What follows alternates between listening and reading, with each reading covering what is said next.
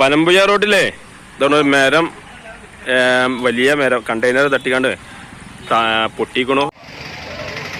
കൂരിയാട് ഇന്നലെ രാത്രി ട്രെയിലർ തട്ടിക്കാണ്ട് ഈ ചീനിമരത്തിന് കൊമ്പ് ഒടിഞ്ഞിട്ട് അത് മുറിച്ച് മാറ്റിക്കൊണ്ടിരിക്കുകയാണ്. ഇവിടെ ഹൈവേ പോലീസൊക്കെ എത്തിയിട്ടുണ്ട്, അവരൊക്കെ ഇവിടെ എത്തിയിട്ടുണ്ട്.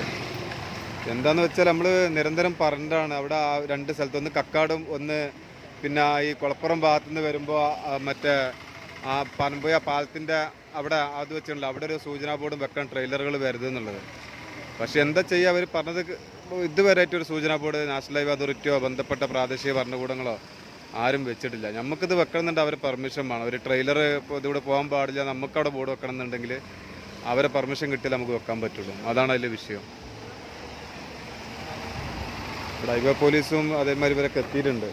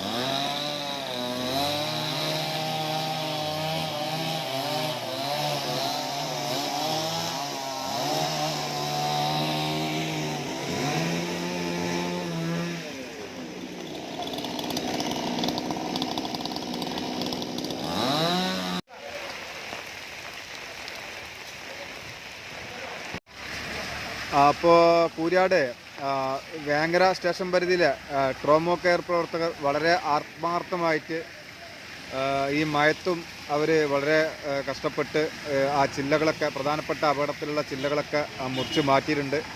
ഇപ്പോൾ വാഹന ഗതാഗതം പൂർവ്വസ്ഥിതിയിൽ ആയിട്ടുണ്ട്.